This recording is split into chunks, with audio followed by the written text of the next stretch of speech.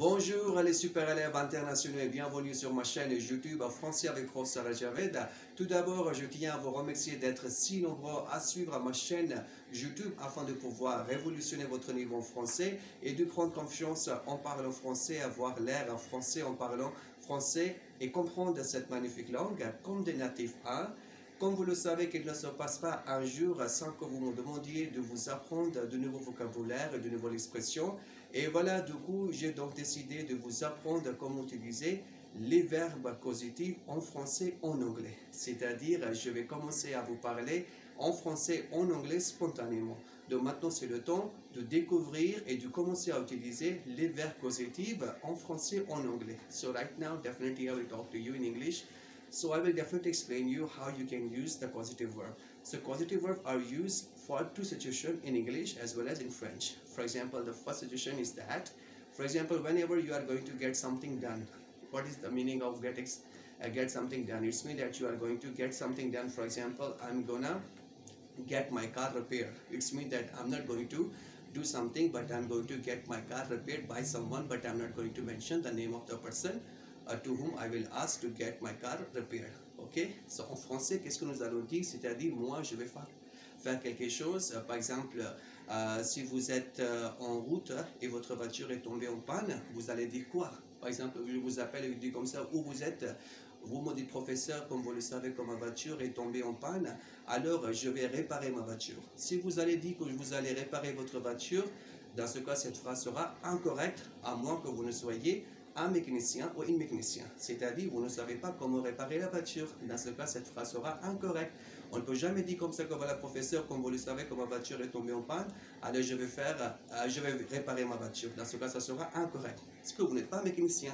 Dans ce cas, vous allez faire réparer votre voiture par quelqu'un. C'est-à-dire, ce n'est pas vous qui allez réaliser quelque chose, mais vous allez demander à quelqu'un de faire quelque chose pour vous. Par exemple, prenons notre exemple, je peux dire aussi comme ça.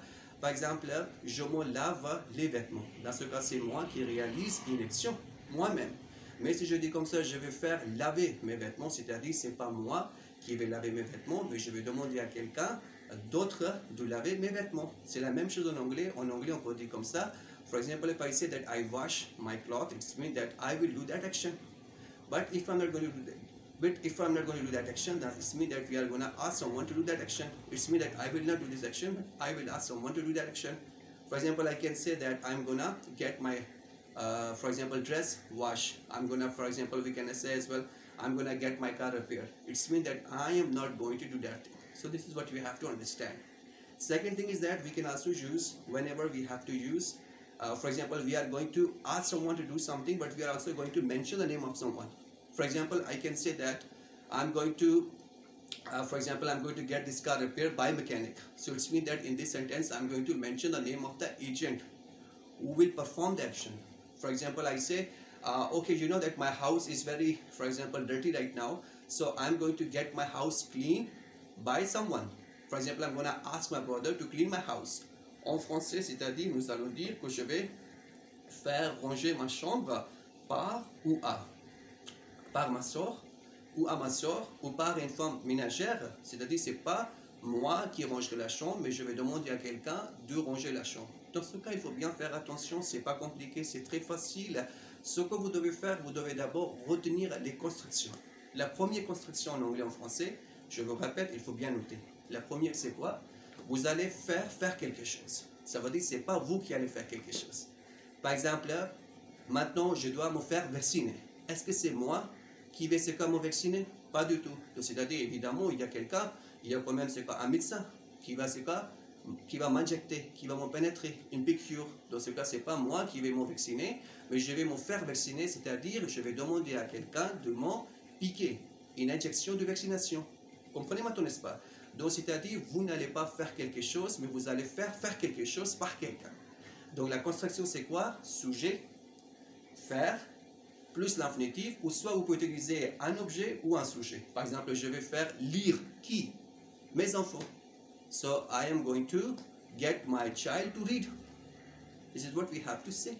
And if I say that I am going to get something repaired, it means that I'm going to ask someone to do something. Donc, la première construction, c'est très facile. Ici, nous n'allons pas nommer Le nom, c'est quoi? D'argent qui a réalisé quelque chose. Par exemple, j'ai fait, c'est quoi, laver mes vêtements aussi. On peut dire aussi comme ça. On peut dire aussi comme ça. Je vous ai fait apprendre ces vocabulaires. Je vous ai fait travailler. D'accord?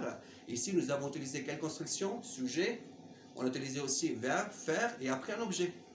Ou un sujet, par exemple vous. D'accord? Dans la deuxième construction, vous allez demander à quelqu'un de faire quelque chose. Par exemple, au général, vous me dites comme ça, professeur, c'est pas moi qui fais quelque chose, mais je fais réaliser quelque chose par ma soeur aussi.